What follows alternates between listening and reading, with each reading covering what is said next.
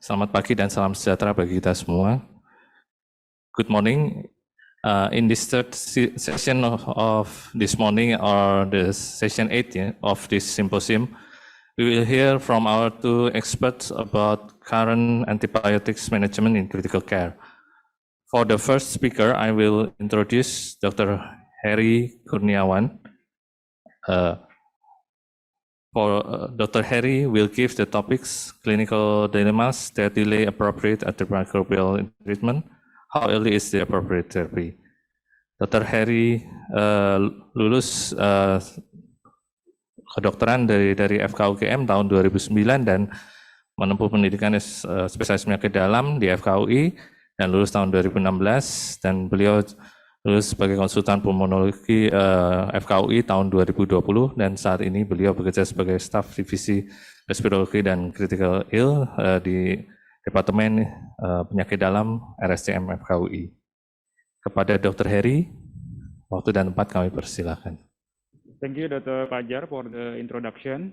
Thank you to the committee for the invitation, and congratulations for this great event.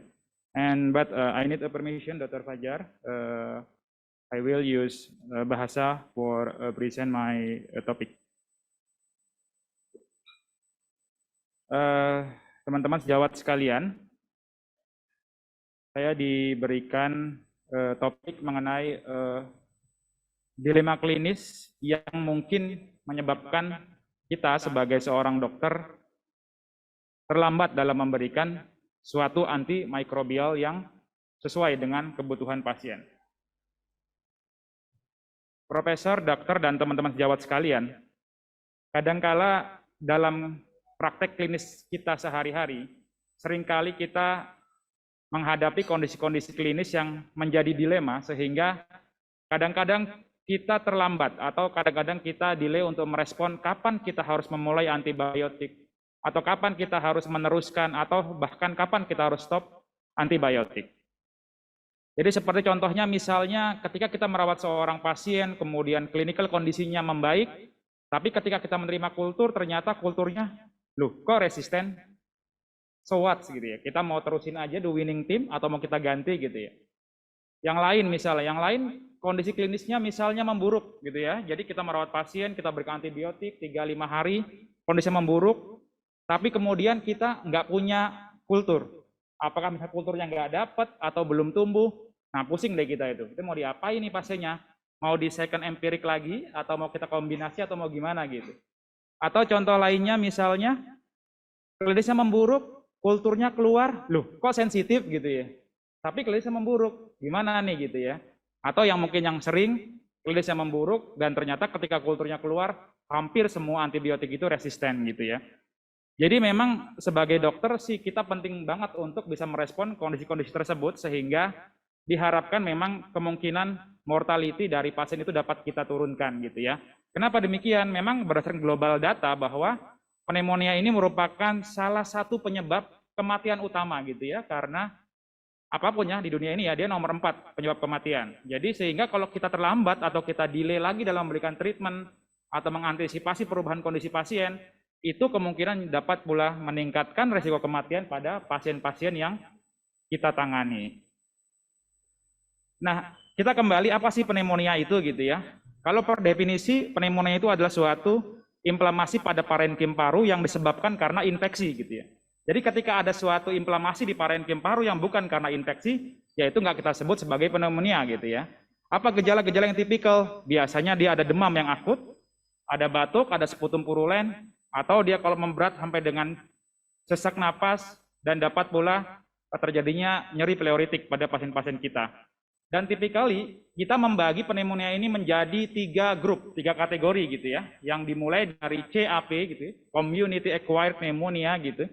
Kalau kita berbicara pada grup ini, kita berbicara umumnya pneumonia ini terjadi di outside hospital gitu ya. Ketika terjadi pneumonia di luar rumah sakit, umumnya karena kuman-kuman gram positif ataupun atypical gitu ya. Namun memang pada sebagian kasus dapat pula disebabkan oleh kuman-kuman gram negatif. Dan kelompok lainnya yaitu hospital acquired pneumonia. Ini di mana kalau pneumonia itu terjadi inside the hospital gitu ya. Jadi terjadinya ketika dia dirawat. ketika dalam perawatan gitu, kemudian lebih dari 48 jam terjadi pneumonia. Dan satu lagi, ventilator associated pneumonia gitu. Ketika pasiennya terintubasi, katakanlah misalnya dia stroke gitu ya, kemudian masuk rumah sakit, terpasang ventilasi, kemudian 5 hari kemudian terjadi pneumonia, kita sebut dengan ventilator associated pneumonia.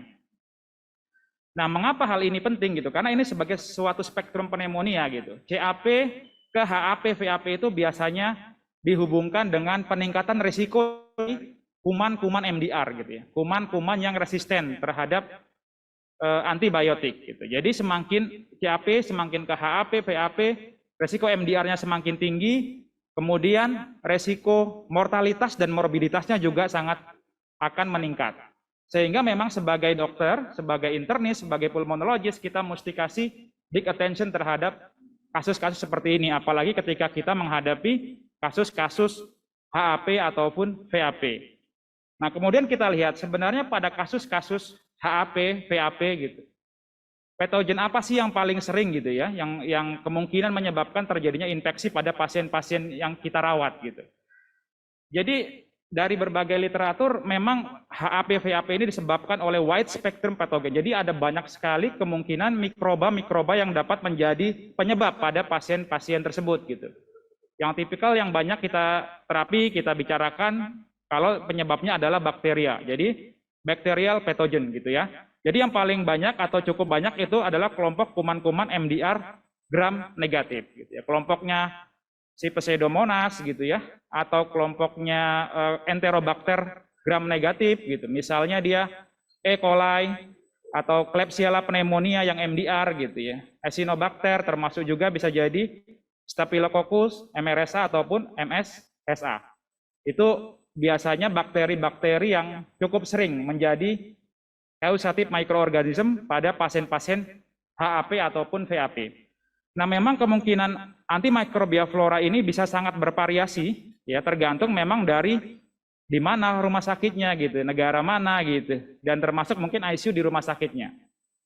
Mungkin kalau kita teman-teman ada yang bekerja di beberapa rumah sakit, katakanlah misalnya kita bekerja di rumah sakit tipe C, tipe B, tipe A atau yang tersier gitu. Kita seringkali juga menemukan kuman-kuman yang berbeda gitu, karena memang tergantung juga dari rumah sakitnya gitu. Kadang-kadang saya berpikir-pikir dulu kalau waktu kerja di rumah sakit tipe C, umumnya pasien-pasien pneumonia itu dikasih antibiotik kombinasi, katakanlah ceftriaxone dengan azitromisin, klinisnya membaik. Tapi begitu dia ada di rumah sakit tipe A yang besar, yang memang environment-nya itu udah banyak dengan kuman-kuman MDR gram negatif, dikasih antibiotik begitu mah ketawa-ketawa doang dia. 3 hari progresif, perburukan gitu. Jadi memang ya perlu kita perhatikan juga di mana tempat kita bekerja, dan nanti kita akan lihat sebenarnya ketika kita menerima pasien atau menghadapi pasien, kita mesti lihat nanti antibiogram lokal di tempat kita bekerja. Ini kuman yang tersering pada HAP, VAP. Selain memang bakteri, ya fungal, viral juga dapat menjadi agen penyebab pada pasien-pasien yang kita rawat gitu ya. Namun memang fungal sama viral ini nggak terlalu common ya kalau pada pasien-pasien yang imunokompeten. Jadi umumnya dia lebih sering kalau pada pasien-pasien yang imunokompromis gitu ya. Kalau fungal biasanya kita berhadapan dengan Candida gitu ya, atau Aspergillus. Nah, itu yang perlu kita pikirkan terutama kalau pasien-pasien itu imunokompromis gitu.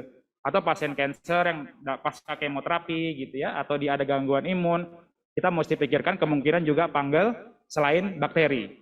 Atau viral. Viral ya bisa saja misalnya influenza, parainfluenza atau adenovirus atau respiratory syncytial virus gitu ya. Itu dapat juga menjadi suatu penyebab dari pneumonia gitu ya pada pasien yang kita hadapi, terutama yang dia ada komorbid atau pasien-pasien yang imunokompeten. Itu mikroba penyebab secara global, data global gitu ya. Bagaimana di tempat kita atau di rumah sakit kita gitu ya. Nah, berikut ada data yang dari ini data di data di rumah sakit tempat saya bekerja di Cipto pada tahun 2014. Ya, salah satu peserta didik membuat suatu penelitian dan melihat mikrobial apa sih yang paling sering penyebab dari HAP gitu. Ternyata polanya yang mirip aja gitu dengan pola global untuk HAP. Jadi kumannya masih berputar di Klebsiella pneumonia gitu. Acinetobacter, terus Enterobacter, Pseudomonas ya, itu masih berkisar dengan. Jadi di tempat saya bekerja di RSCM, pola kumannya itu mirip dengan pola kuman global untuk HAP. Tapi kalau untuk community acquired itu agak sangat berbeda ya dibanding pola kuman global gitu. Kemudian bagaimana dengan VAP? Apakah berbeda gitu ya? Nah, pada VAP juga ternyata kuman-kumannya mirip-mirip juga gitu ya. Jadi the big three kali ya. The big three itu ya Klebsiella pneumonia, Pseudomonas, Acinetobacter itu masih menjadi kuman-kuman tersering. Jadi ketika saya mungkin di tempat saya bekerja ketika menghadapi pasien hospital acquired pneumonia atau ventilator associated pneumonia, maka ya saya akan berpikir untuk kasih antibiotik yang bisa cover terhadap kuman-kuman ini terlebih dahulu gitu, sambil kemudian nanti akan dievaluasi bagaimana klinis atau respon terhadap pasien.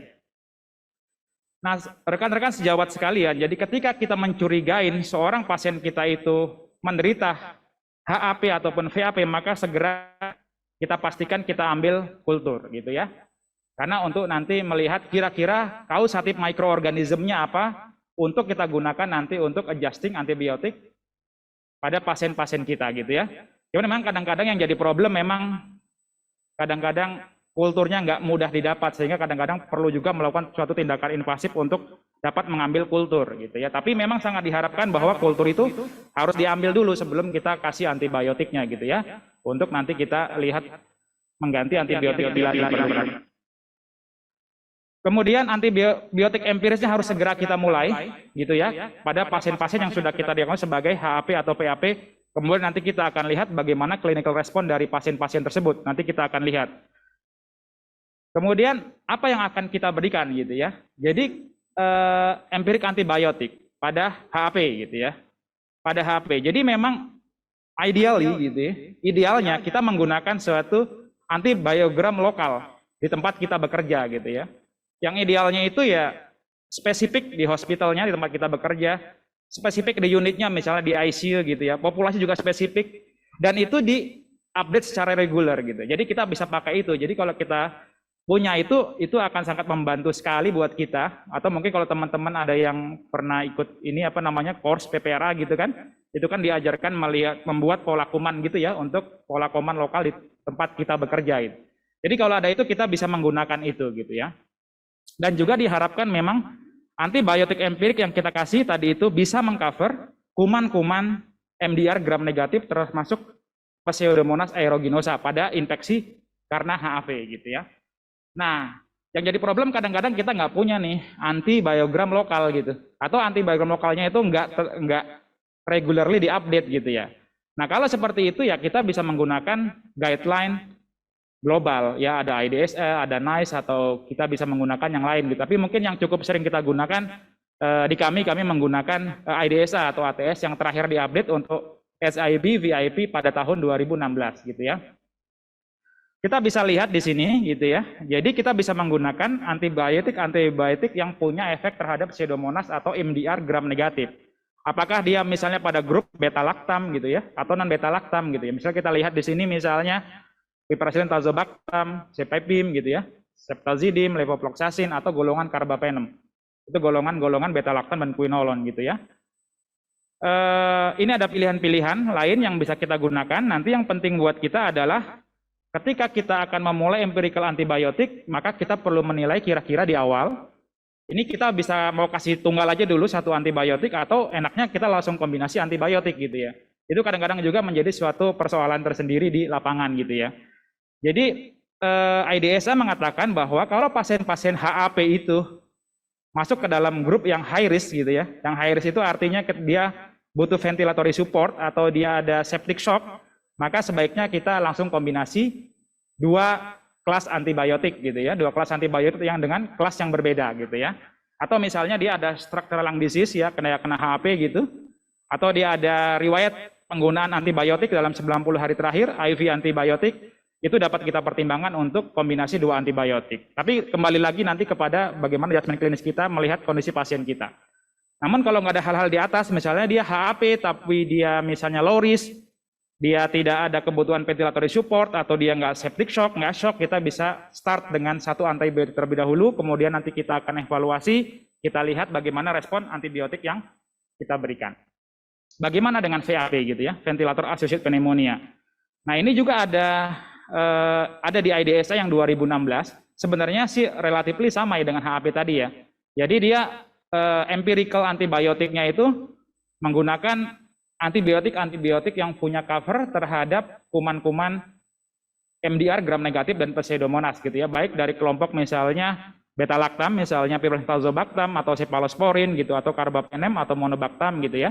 Kemudian golongan lain yang punya efek terhadap Pseudomonas dan MDR gram negatif misalnya quinolone, cipro, levo atau aminoglycoside atau polymyxin gitu ya. Itu nanti kita akan lihat termasuk sama dengan HAP gitu. Kita bisa menggunakan satu antibiotik terlebih dahulu atau mau langsung kombinasi dua macam antibiotik. Itu kita bisa melihat ada tidaknya suatu risk factor MDR VAP pada pasien kita atau tidak gitu ya. Apa saja yang menjadi suatu risk factor MDR VAP gitu ya. Misalnya pasien tersebut dia ada penggunaan antibiotik dalam 90 hari terakhir gitu ya, atau dia terjadi septic shock saat dia terjadi VAP, atau dia ARDS sebelum dia ada VAP gitu ya, dan perawatannya lebih dari 5 hari misalnya, atau pasien ini sampai membutuhkan suatu acute renal replacement therapy. Kalau ada faktor-faktor risiko seperti ini, kita dapat pertimbangkan langsung menggunakan dua kombinasi antibiotik dari dua kelas yang berbeda. Tapi kalau nggak ada, kita bisa mulai dari satu antibiotik terlebih dahulu, nanti kita evaluasi respon klinis dari pasien kita. Kemudian kapan kita mesti kasih antibiotiknya gitu, timing untuk antibiotik. Kalau dari sepsis campaigns, dianjurkan gitu ya, pada pasien yang sepsis gitu ya, apapun penyebabnya, sebaiknya kita sudah memberikan antibiotik dalam 3 jam gitu ya saat diagnosis kita tegakkan. Namun kalau dia pada pasien sampai terjadi shock septic gitu, sebaiknya antibiotiknya dianjurkan dalam 1 jam pertama sudah kita berikan. Kenapa demikian? Karena keterlambatan setiap 1 jam itu biasanya dihubungkan dengan peningkatan resiko dari mortalitas pada pasien gitu, pada pasien septic gitu ya. Kemudian kalau pada pneumonia gimana gitu ya? Kalau pada pneumonia sebenarnya sih debatable. Jadi kontroversi gitu ya, ada yang bilang bagus, ada yang bilang kurang bagus, maksudnya cepat-cepat ya belum tentu bagus juga gitu ya. Tapi kalau di EDSA yang 2007 dia bilang kalau pasien masuk di IGD dengan CAP, sebaiknya gitu antibiotik itu udah kita berikan saat dia di IGD gitu ya. Jadi jangan ditunda-tunda, nunggu di ruangan, takutnya terlambat ke ruangan baru kasih antibiotik di sana gitu. Jadi ketika kita sudah mengatakan itu community acquired pneumonia, langsung aja kasih antibiotiknya di situ sesuai empirical berdasarkan lokal biogram antibiotik di tempat kita bekerja gitu ya. Lain-lain studi beda-beda gitu ya. Ada yang mengatakan 4 jam, ada yang mengatakan 4 sampai 8 jam gitu ya. Namun overall dikatakan kalau lebih dari 8 jam baru kita kasih antibiotik, itu length of stay-nya dapat memanjang gitu ya. Perawatannya dapat lebih lama di rumah sakit tempat kita, ya mesti tempat kita bekerja ya. Kemudian kalau bagaimana dengan kalau kuman-kuman MDR gitu ya. Contohnya misalnya pasien Klebsiella pneumonia gitu atau E. coli gitu. Kalau kita terlambat kasih antibiotiknya, apa yang terjadi gitu ya? Kita lihat di sini bahwa keterlambatan berantibiotik itu, gitu ya, itu dikaitkan, dihubungkan dengan peningkatan mortalitas dari pasien kita. Gitu. Kita lihat di sini, kalau dia misalnya sampai 2 hari dari kulturnya keluar, kita nggak kasih antibiotik, itu rasio mortalitinya meningkat sampai 1,86%. Jadi memang gitu pasien ini HAP atau PAP ataupun infeksi yang lain gitu ya. Ketika kulturnya keluar, kita mesti segera sesuaikan antibiotik terhadap pasien kita gitu ya. Berapa lama kita akan berikan antibiotiknya gitu ya. Kalau pada HAP dan PAP, IDSC bilang kita kasih antibiotiknya itu selama 7 hari gitu ya. Tapi boleh nggak lebih dari itu? Kata dia sih boleh aja, tergantung dari kondisi klinis pasien, perbaikan radiologisnya gitu ya. Atau laboratorium gimana tergantung klinisnya gitu. Jadi boleh panjang nggak? Boleh-boleh aja gitu ya. Nah kemudian kita mesti evaluasi setelah kita berikan empirik terapi antibiotik itu, kemudian kita evaluasi kira-kira nih kalau pasien kita nggak membaik, what's problem gitu ya. Yang pertama kita mesti pikirkan tuh, jangan-jangan mikroba yang kita tembak itu salah gitu. Jadi antibiotiknya nggak mengcover mikroba penyebab dari infeksinya gitu ya. Jadi misalnya drug resistant pathogen gitu ya. Atau ternyata bukan bakteri nih penyebab dari inflamasi parunya, ternyata virus gitu ya. Ternyata virus ya dia nggak akan membaik, itu mesti kita pikirkan. Atau wrong diagnosis gitu ya. Jadi misalnya pasiennya atelektasis, atau dia ARDS tapi yang bukan dari infeksi gitu, itu kita anggap infeksi, kita kasih antibiotik, nggak respon, ya kita mesti pikirkan kemungkinan itu. Atau misalnya sudah ada komplikasi, katakanlah misalnya ada suatu emphysema, lung abscess gitu ya, atau ada occult infection yang kita nggak tahu gitu ya, jadi itu mesti kita pikirkan penyebab-penyebab kalau tidak respon terhadap antibiotik empirik yang kita berikan. Ini ada salah satu kasus pasien yang kami rawat gitu di rumah sakit, teman-teman sekalian. Jadi ini masih dirawat saat ini pasiennya.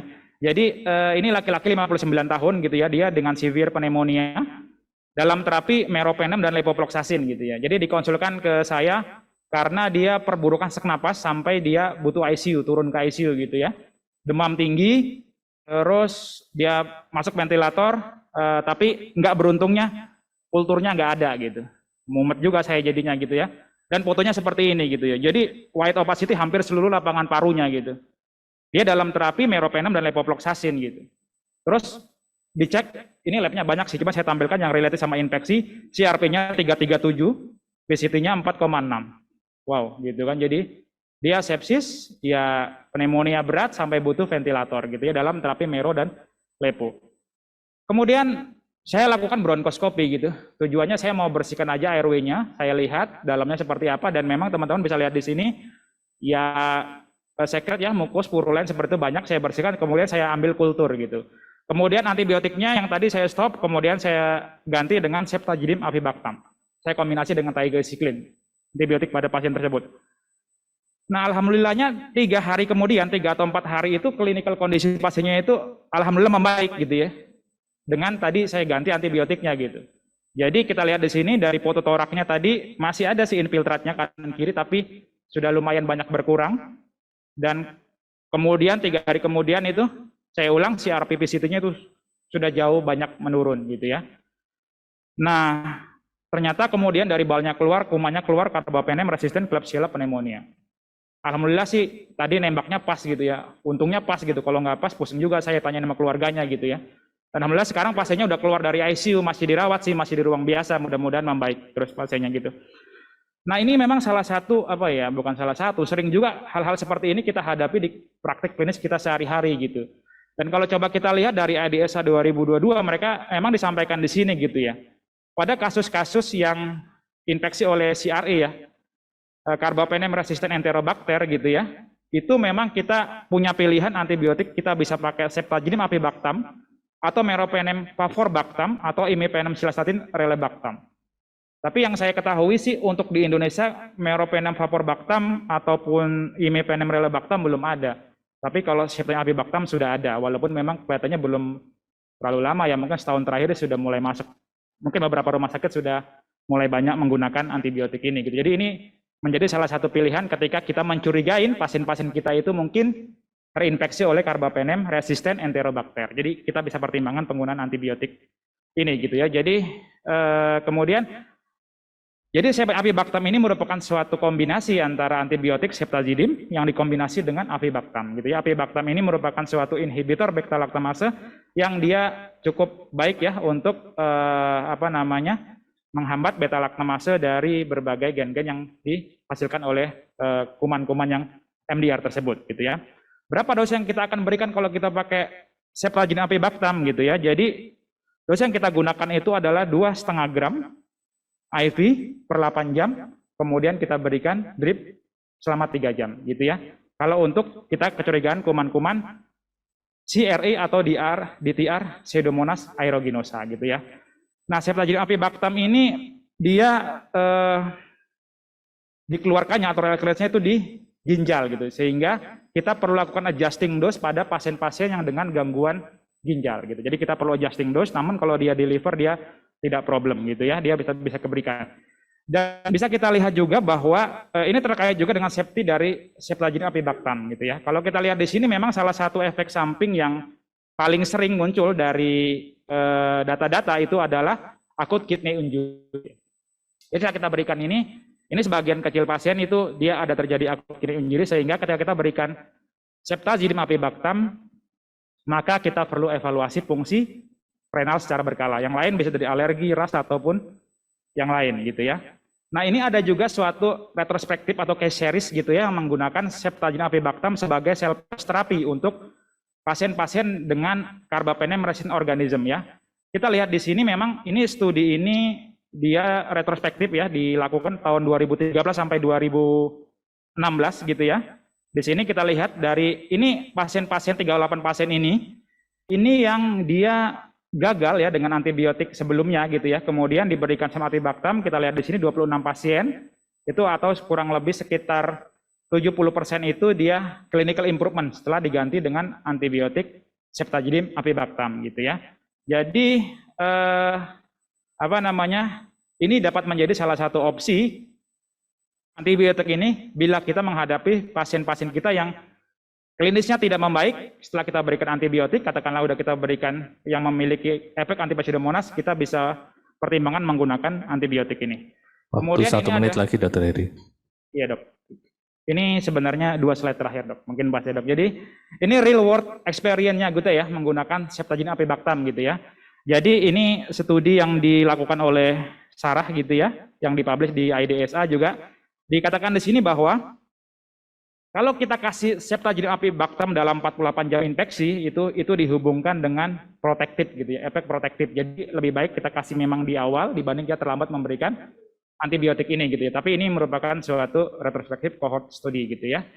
Dan ini mungkin take home message dari apa yang ingin saya sampaikan, bahwa pemberian antibiotik yang appropriate itu sangat penting ya untuk perbaikan pasien-pasien kita, dan delay dalam mengambil suatu sikap gitu ya, apakah kita mau ganti antibiotik, apakah mau teruskan atau mau stop gitu ya, itu dapat dihubungkan dengan peningkatan resiko mortality. Dan sebenarnya antibiotik empirik itu sebaiknya dipandu dengan lokal antibiogram yang ada di tempat kita bekerja gitu ya. Kalau kita nggak ada, baru kita pertimbangkan nanti menggunakan guideline internasional gitu ya. Dan Ceftazidime avibactam ini merupakan salah satu opsi yang kita punya saat ini di negara kita kalau kita berhadapan dengan kuman-kuman Enterobacter resisten carbapenem ataupun Pseudomonas resisten carbapenem. Demikian yang dapat saya sampaikan, mudah-mudahan bermanfaat. Terima kasih. Assalamualaikum warahmatullahi wabarakatuh.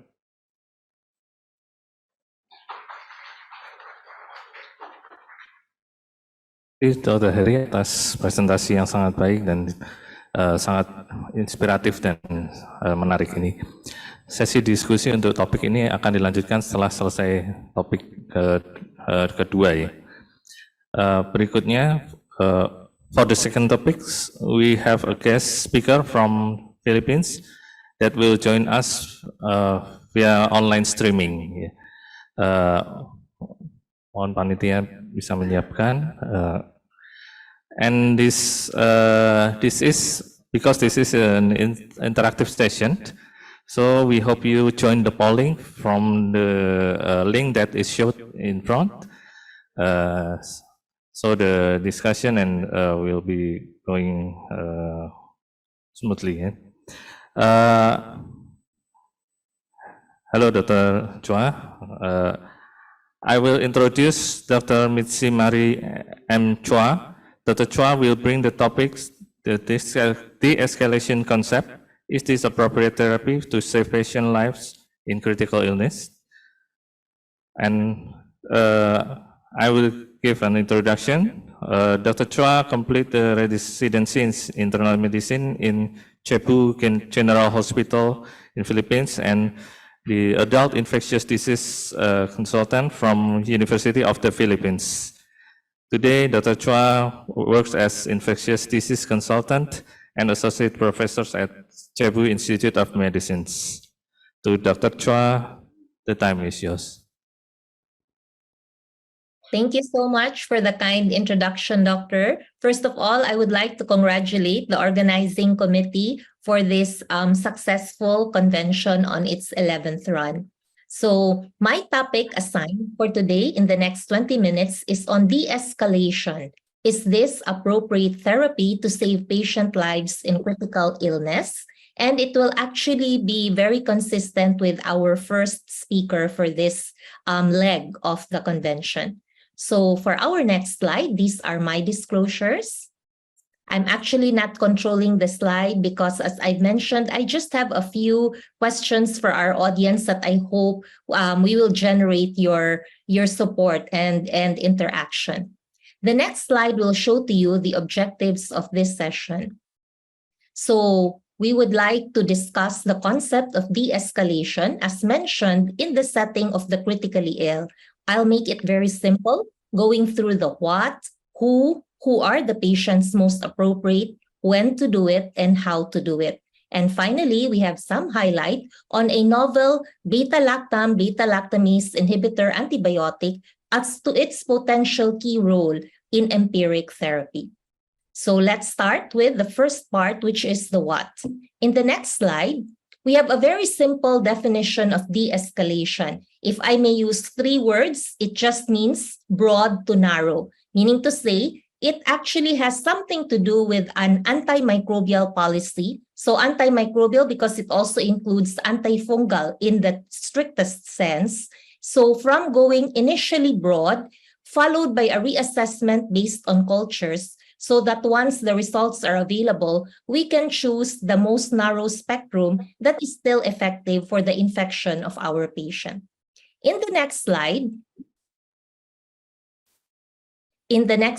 I now have my question to the audience. In your practice, how frequently do you do this, going from broad to narrow? Meaning to say you start, for example, from meropenem or piperacillin tazobactam, then you step down to a narrower spectrum agent like oral cefuroxime, for example, based on culture.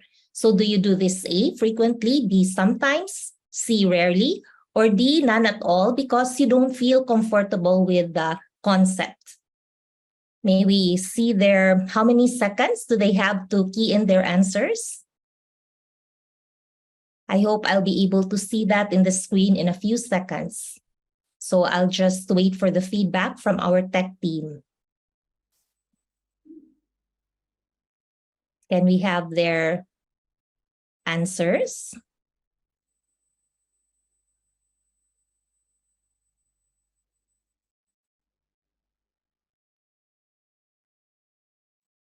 Okay, so very interesting.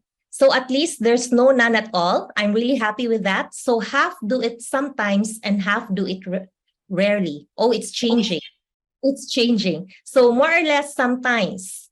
Now, I wish I had the same question at the end of the session to see if you'll feel more comfortable after this talk. So that's a good starting base. Let us go back to the slide deck, please.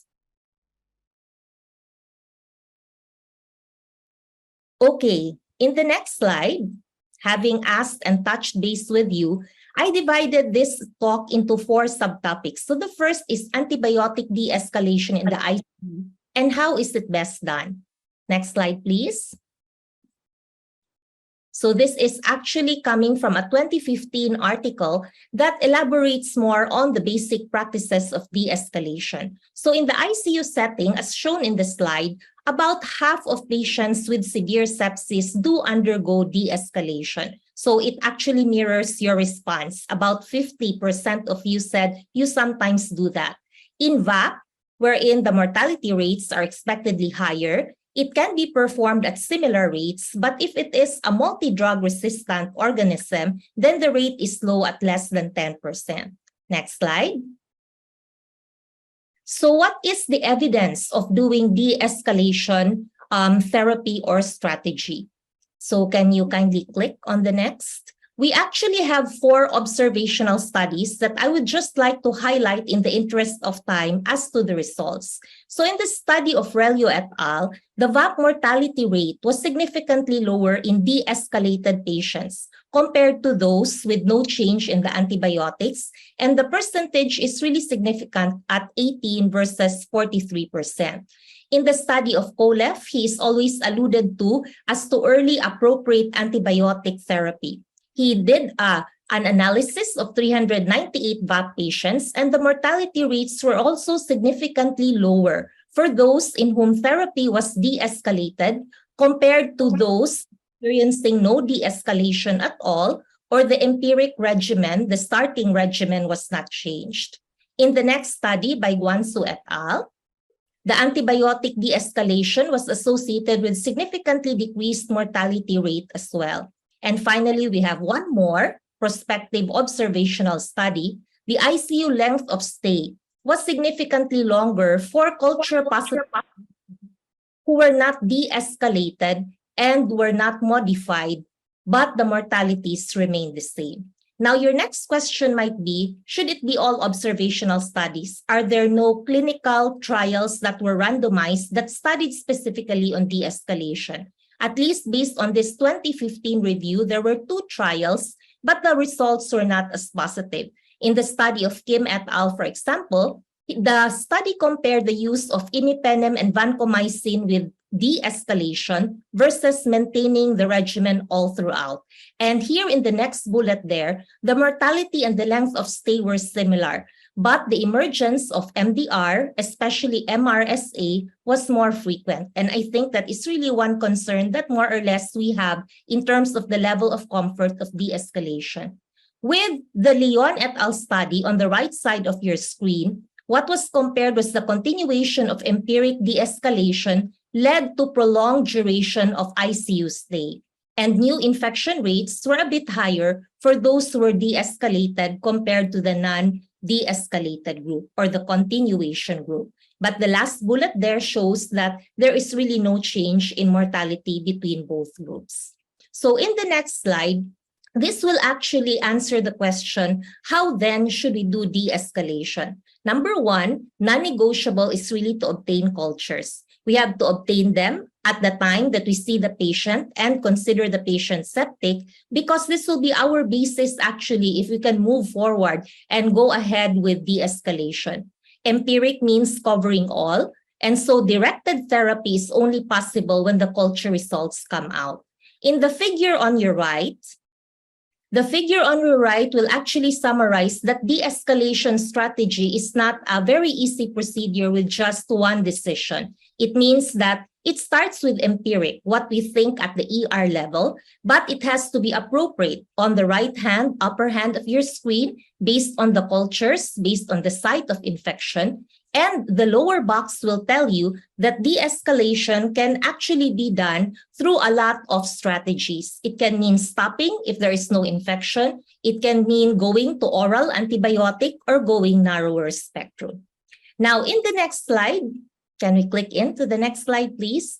We now have de-escalation opportunities that are divided based on the 2 types of bacteria. One would be gram-positive, so these are our staph. We have a very beautiful picture there because it's relatively easy to grow on routine culture. So if it's not growing on culture, then we have an opportunity to perhaps stop vancomycin because most likely this patient does not have staph sepsis. It may be a bit trickier for gram-negative bacteria, and the previous speaker mentioned about combination agents or 2 active antibiotics in directed therapy. However, there are also studies that counter that even with dual therapy, this does not necessarily mean reduction of recurrence rates and is not also strongly associated at all times with lower mortalities. So again, we go back to the question of what the cultures are showing so we can actually adjust our antibiotics. So in the next slide, I think I will now move on to our subtopic 2. We are entering the 21st century, so it is important that we make use of the armamentarium that is available. And I'm talking about the diagnostic armamentarium first. So I would like to share with you in the next few slides a study that makes use of such. So before that, I would have a trigger question for the audience first. So please prepare your phones, mobile phones. I would like to ask, how frequently do you use in your practice molecular diagnostics like PCR when you diagnose pneumonia? So I'm referring here to pneumonia panel or respiratory panel. We even have meningitis panel. So key in your answers. So no is actually half of the group, and it's rising in number. And then rarely comes next. Okay, so it's the opposite of de-escalation then. All right, so can I go back to the original slide deck so that I can proceed with sharing this sample of an opportunity of de-escalation that is based on molecular diagnostics. So this is actually a study that assessed the impact of point of care. The BioFire Film Array Pneumonia Panel is a multiplex PCR. Actually, I tried to look at the differences in currency because in the Philippines, it's more or less 15 to 20,000 pesos. I'm not sure if I got it right, that it costs quite really high in terms of the Indonesian rupiah at is this correct? 3,971,600. Maybe our moderator can help me later on with looking at the cost of multiplex PCR. But for this study, can we slide down, please? In this study, this was a single-center pragmatic parallel group, open-label, randomized trial, and it specifically looked into critically ill adult patients in the UK at the time of the pandemic, between 2019 to 2021. So in the next slide would first show to us how the assignment was. It was 1:1, meaning to say there was a group A patient wherein they underwent the pneumonia panel at the time of admission or at the time of diagnosis of suspicion of pneumonia. And this was considered point of care. And the other group, Group B, received routine care, meaning to say our usual sputum and endotracheal aspirate culture. These were adult patients from the ICU, and the primary outcome was the proportion of patients who received results of the antimicrobial treatment within 48 hours of the result. So in the next slide, we have here I hope it comes out clearly on your screen, but it was 1:1. So 100 patients with pneumonia panel and 100 patients with routine culture. And on the right side of your screen, it shows to you the time to the results. And it's right there at the top that the time to result was approximately 1.7 hours because the pneumonia panel supposedly comes out in that relatively short period of time compared to 66.7 hours. So that's actually more or less 2 to 3 days in the control group, which is the usual turnaround time for routine culture. So this slide highlights, although as I've said, cost may be an issue, but it actually highlights how molecular diagnostics can give us a rapid result in terms of the etiology of the infection we are dealing with. And for this study, it was pneumonia in septic and critically ill patients. In the next slide would show to us now the results that 42% of those who underwent the pneumonia panel group had a directed de-escalation of antibiotics compared with 8% in the control group. Rightly so, because the yield is supposedly higher because at a one point of care test, it gives you the etiology of your pneumonia. So the time to de-escalation was even less than 24 hours compared to about 2 days in the control group with routine cultures. Next slide. There were no major differences, however, in the antibiotic duration or in the clinical safety outcomes between the two groups. So next. How about the role of procalcitonin? You must also be curious about its role, and we know that it can really be used as a stewardship laboratory test. So the highlighted there in the red box would show to you that about half of the patients in the study were actually negative for procalcitonin. And in the study, Procal was most helpful if you correlate negative result plus negative pneumonia panel, then you will be more confident to discontinue the antibiotics. So in summary for this study, next slide, please. In summary, my personal key takeaway is that de-escalation can really be possible and safely done in the critically ill. However, we need cultures. If we have the benefit and we have also the budget for molecular diagnostics, they are really helpful because of the rapid turnaround time and most appropriate use of the biomarkers such as procalcitonin will really help in fostering antimicrobial stewardship. Now, the next segment of this talk is actually the third subtopic. This time, let's look into the armamentarium that we have for stewardship or de-escalation. So this next study, next slide please, is another study, this time focusing on the use of the newer agents that are for multi-drug resistant gram-negative organisms. So this was a comparison of their use of ceftazidime avibactam versus ceftolozane tazobactam in patients with febrile neutropenia, but very specific population. These are stem cell transplant patients. This was retrospective in 2018 in a institution in Italy. Next slide, please.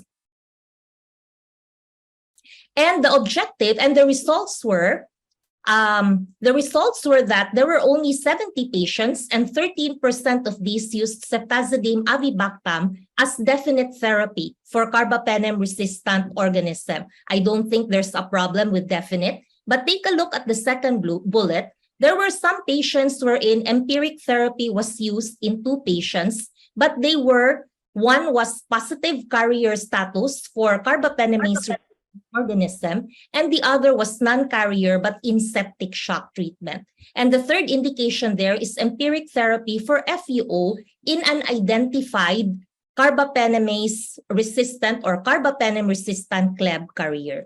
For ceftolozane tazobactam, the usage was for definite therapy for carbapenem resistant Pseudomonas and 1 empiric therapy of clinically documented infection. Next slide, please.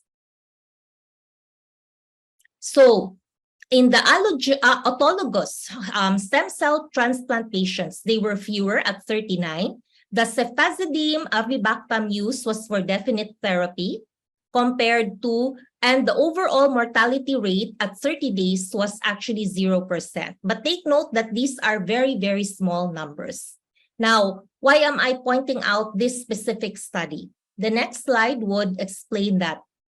And this is that the author's takeaways were actually, this is supportive data that newer antibiotic agents can really help for definitive therapy in terms of bacteremia clearance. So what I'm trying to say is that as to effectiveness, then this is actually a given based on clinical trials, based on clinical world or real world experience. However, the 30-day mortality rate of the stem cell transplant patients were still high. It means that they are really a high-risk population that should be looked into. But the second statement is on surveillance of carrier state.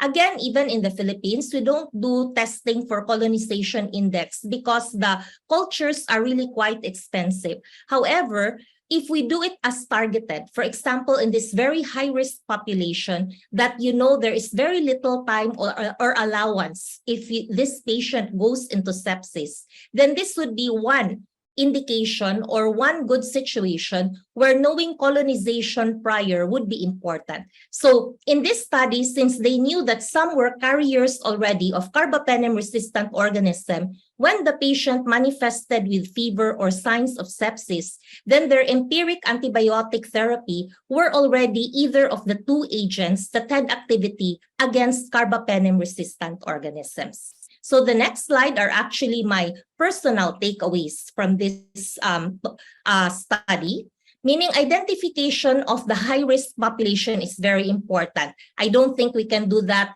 across the board for all patients. So we have to identify who are the most high risk of dying and who are the most high risk for multi-drug resistant. And again, although hampered by cost, establishing colonization status may provide guidance if it is indeed with evidence that we use for empiric treatment our novel antibiotics. Now, I am going to the last leg of this lecture, which is actually to highlight on this novel antibiotic and just a review of its placement in terms of HAP and VAP.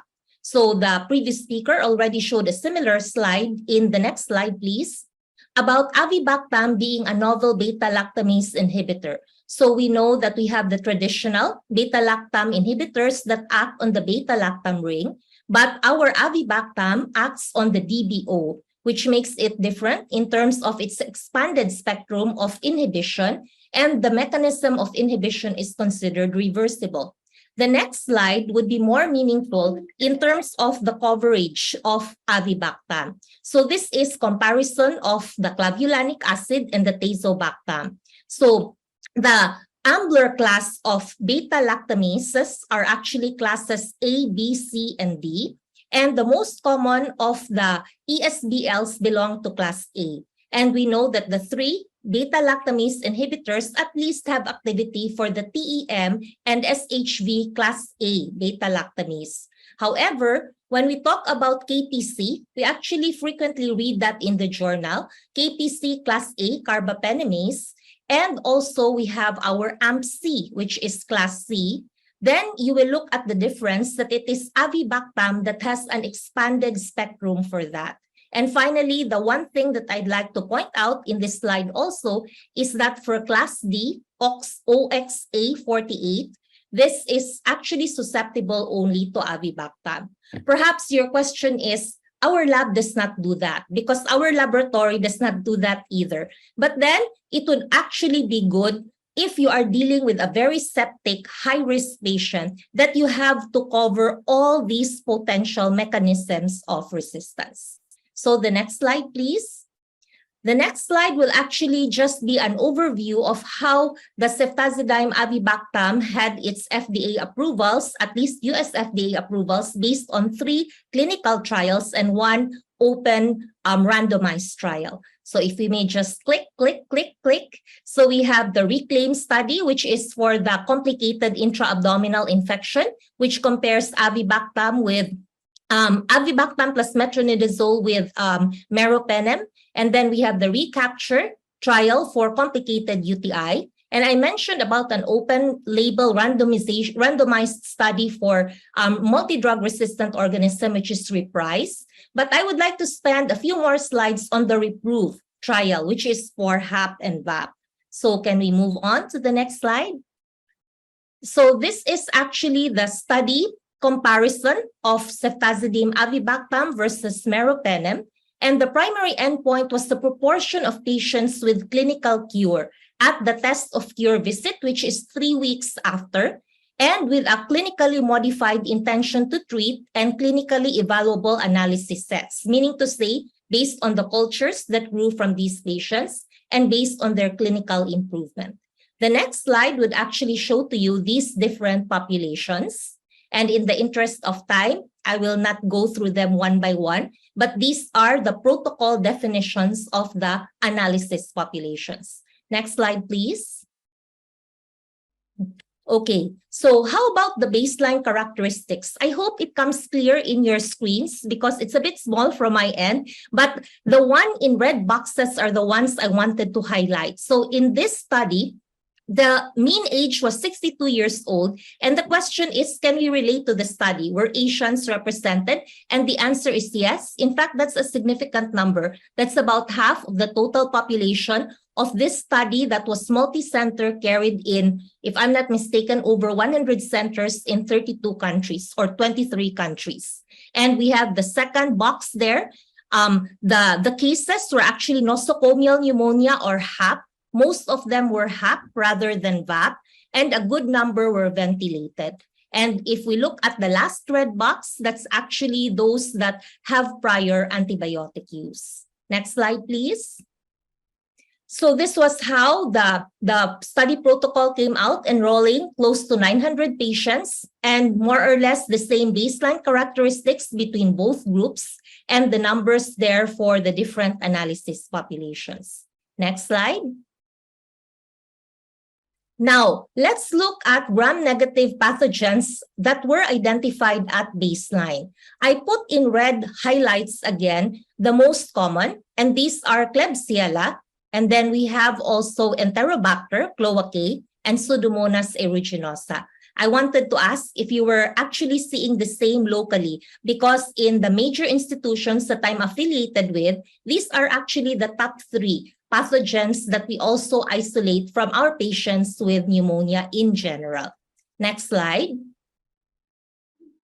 So the primary endpoint is clinical cure at more or less 3 weeks, clinical cure rate at test of cure. And just by eyeballing at the 2 graphs, I mean, these are 4, but these are the clinically evaluable and the clinically modified intention to treat. You know that the bar graphs more or less are the same. So it means that the primary endpoint was reached in this trial, that ceftazidime avibactam is non-inferior to meropenem for the treatment of HAP-VAP in this setting. So you have there more or less between 69 to 73% clinical cure rates. Next slide, please. Then we have the secondary endpoint, which is microbiologic. So we were talking about the most common, and I wanted to highlight for Klebsiella and Pseudomonas aeruginosa that across the different analysis populations, the microbiologic cure rates were similar between the Avibactam and the Meropenem group. So that's the key message for this slide. Next slide, please. Then we have the secondary endpoint for organisms that were resistant to ceftazidime. Of course, that's always a question. Now, this table would show to you that even in patients with non-susceptible gram-negative pathogens to ceftazidime, the endpoint of the cure rates in comparison to the Meropenem group were also similar. So that means there was clinical response as well. Next slide, please. And then we have the all-cause mortality, always very important to look at survival rates. Again, if you look at the figures, the difference there is non-significant between Avibactam and Meropenem groups, which means that non-inferior as to HAP-VAP in this setting. Next slide. And then safety. So we are done with effectiveness and efficacy, and we know that's big check marks for the novel antibiotic. There were no safety concerns, on the other hand, that were new, that were generated from the other clinical trials. Most adverse events were balanced across both treatment groups, and more than 5%, the more common side effects were diarrhea, hypokalemia, anemia, constipation, and vomiting. And if we look at serious adverse events, most of these were not due or did not really lead to discontinuation of the drug. Dr. Chua, 1 minute left. Yes, I think I can do it. And next, please. So the conclusions was that the phase 3 study was confirming the efficacy for HAP and VAP, non-inferior to our former standard or still our standard first line, which is Meropenem. Next slide, please. So these are the indications, approved indications here in Indonesia. So ceftazidime avibactam is approved for ESBL producing bacteria and Pseudomonas that is resistant to ceftazidime for complicated intra-abdominal infections. But don't forget, if it's intra-abdominal, you have to pair it with metronidazole. That's why it's in italics there. For complicated UTI and also for HAP and VAP. Next slide, please. So this is my last question. I hope the host and the organizers will allow me to just key in this last question. So do you think or believe that a novel beta-lactamase inhibitor has a role in empiric therapy after having discussed some concepts and principles? I hope that's a true yes, not a yes because you want me to wrap up already. But this is really my last question because the last slide is my summary slide. Can we have the summary slide? I really hope we had more discussion for this, but I'm sure that this will trigger more discussions with your infection control committees. So when should novel beta-lactamase inhibitors be used for empiric therapy?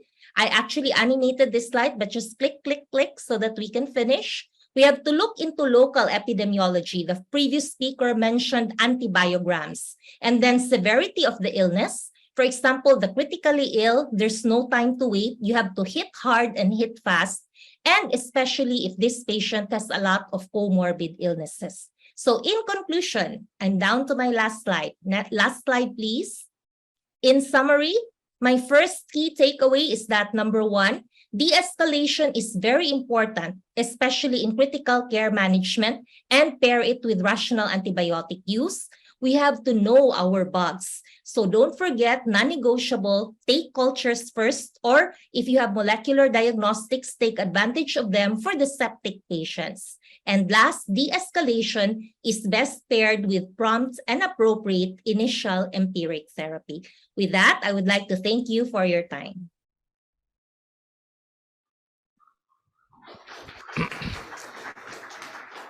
Thank you very much, Dr. Chua, for the concise and interesting presentation. Please stay online because maybe a question from the audience for your topics. Baik, terima kasih. Kita sudah di akhir sesi ini dan kita akan memulai diskusi.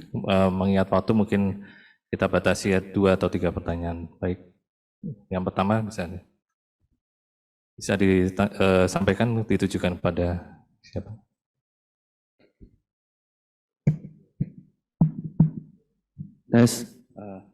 Terima kasih Dr. Fajar. Izin pertanyaan saya untuk Dr. Midzi. Maybe I would like to continue the question with in English. To Dr. Midzi, I want to share my experience, Doc. I have a patient with the condition in emergency is already have a septic shock and multi-organ dysfunctional system. So after that, I practice the escalation antibiotic. And then after a few days, the patient is not the recovery because it's not that have a recovery clinical manifestation. And after that, I would like, is there any limit or what is the strategy if the patient have the best antibiotic but the clinical manifestation is not recover? Thank you. Thank you. May I ask if the one who asked the question can also elaborate the focus of the infection? Is this pneumonia or intra-abdominal infection or UTI? Is the data is pneumonia and urinary tract infection. Have a diabetes mellitus and the age is above the 60. I was asking because if it were intra-abdominal infection, my first question would be, is there a need for source control? But anyway, this was pneumonia. So the critical point there would be the supporting ventilation. Maybe for the UTI, my question would be, is there anything that needs source control also? Like, for example, is there renal abscess that needs to be drained? Is there a stone that is obstructing that needs to be addressed? So that can explain why the response of the patient is not too well. Now, granting that all source control is already addressed, if the patient is clinically not responding, especially we usually assess within the first 72 hours. So if the patient is not yet responding well, maybe we should actually look into the possibility of our coverage. For example, because there was no data what the antibiotic was. For example, if the patient was started on a pure gram-negative coverage and there's no improvement, then maybe we should assess if there is the possibility of staph, especially methicillin-resistant staph, or even fungal infection. So what I'm trying to say is, if the patient is deteriorating, don't de-escalate, but look at the possibility of source control, number one. Second, there might really be an organism that was not covered in the original choice of a good and strong antibiotic. I hope I was helpful with the answer to the question. Thank you. Is there any next question? Dr. Stefan.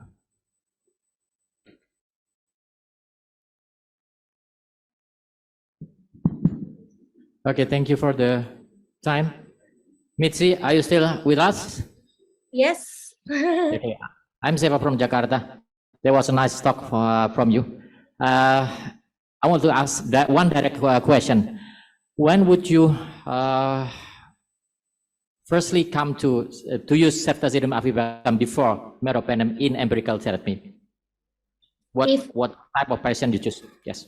If it's definitive treatment, as I mentioned, there's really no argument. Like, for example, if you have the cultures already, then there's no hesitation to shift if it is carbapenem resistant. But if the question is when to empirically start, again, I'll go back to that last algorithm, doctor, that I shared. I am connected to one government institution where the rates of multi-drug organisms are really quite high. So being part of the infection control there, I am privy. I am able to access information that I know we have a high rate of carbapenem resistance. So if I see a very septic referral at the ICU, so critically ill, and especially a lot of comorbids, especially if elderly, and in that institution where I know that the rates are so high, then I would actually justify the empiric use of ceftazidime avibactam, or we also have a national drug formulary and it's not available there. So what we have there is actually polymyxin. So that's an option also as an empiric treatment, but make sure that the endotracheal aspirate, because these are ventilated patients, should be sent so that we can also adjust in 48 to 72 hours. Do you agree with me? Yeah, okay, thank you.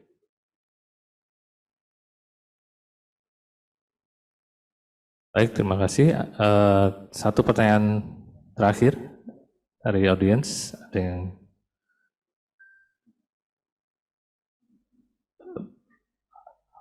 Ya, baik, silakan.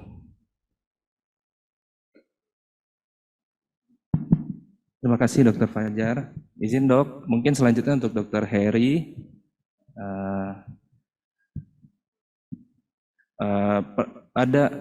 Saya juga mau berbagi pengalaman dari ada beberapa kali pada saat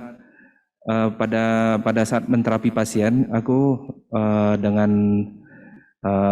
memberikan terapi langsung mengkultur gitu. Kultur pada pasien pneumonia, kultur dahak dan kultur darah. Biasanya pada awal di rumah sakit di tempat saya berpraktek langsung secara alur diperiksa. Cuma pada saat kondisi pasien masih sedang mengalami sesak napas dan yang lain, kultur sensitif untuk beberapa antibiotik yang istilahnya misalnya keluarnya cotrimoxazole, sensitif terhadap cotrimoxazole. Itu bagaimana saya bersikap dok, karena kondisi klinis sih masih tidak mengalami perbaikan. Kemudian dari marker leukosit yang ada di rumah sakit saya istilah CRP itu tidak perbaikan. Jadi saya istilahnya tidak patuh terhadap hasil kultur. Jadi tetap memberikan melanjutkan antibiotik atau mengganti dengan istilahnya yang berbeda seperti itu dok. Kira-kira ada memberikan strategi?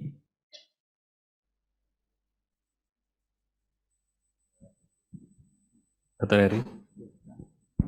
Terima kasih Dr. Rio. Jadi memang kasus seperti ini cukup sering kita temukan ya di praktek kita sehari-hari. Jadi memang tadi ya seperti yang di slide tadi saya sampaikan, ketika kita memulai empirik antibiotik itu kemudian kita akan menilai respon dari pasien kita gitu ya. Kemudian kita nilai kan dalam 2-3 hari itu apa yang terjadi pada pasien-pasien kita itu gitu ya. Jadi kalau seperti tadi misalnya kondisi klinisnya dia belum membaik gitu ya, tapi kulturnya keluar, kok ternyata dia sensitif gitu ya terhadap mikroba yang kita treatment gitu ya. Jadi kita mesti lihat juga itu bahwa kultur yang kita ambil itu misalnya dari sputum gitu. Apakah kualitas sputumnya itu memang kualitasnya baik gitu. Atau jangan-jangan sputumnya itu dia tercampur atau kontaminan dengan air gitu. Jadi kita perlu melihat juga nanti epitelnya berapa gitu ya, kemudian leukositnya berapa gitu ya. Kalau memang itu misalnya ternyata dia kontaminan ya berarti kita lebih berpegang pada kondisi klinis pasien gitu. Artinya saya pikir kita bisa mengesampingkan hasil kultur tersebut. Karena dia tidak perbaikan padahal di situ sensitif. Berarti kalau seperti itu maka saya akan berpikir apakah kuman yang saat ini kita berikan antibiotik itu memang benar-benar kuman yang sesuai dengan antibiotik kita. Kalau enggak berarti kita mungkin perlu pikirkan, berarti kita mesti ambil kultur lagi gitu kan. Kemudian kita perlu pertimbangkan apakah kita akan kombinasi antibiotik atau kita switch dengan antibiotik lain yang istilahnya jadi kayak second empirical antibiotic gitu, walaupun itu nggak boleh sebenarnya gitu ya. Jadi kita kayak empirik lagi yang kedua. Kadang-kadang gitu di lapangan, empirik lagi yang ketiga gitu. Tapi memang yang kita pegang tentunya adalah kondisi klinis pasien. Itu mungkin sama seperti misalnya kita punya pasien, klinisnya dia perbaikan gitu ya. Tapi waktu kultur keluar loh, kok resisten gitu ya. Umumnya kita sebagai klinisi biasanya ya the winning team kita terusin dulu gitu, karena kita lihat gitu ya. Mungkin menjawab mudah-mudahan ya dok gitu.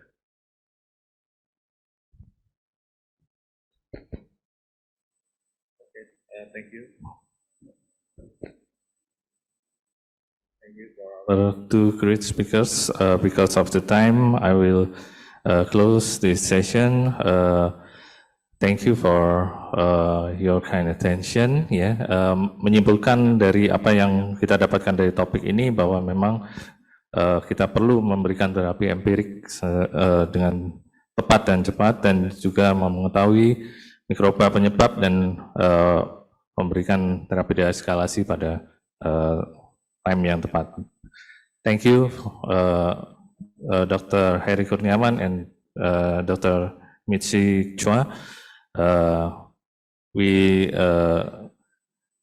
very grateful for this interesting and very concise presentations. Thank you very much.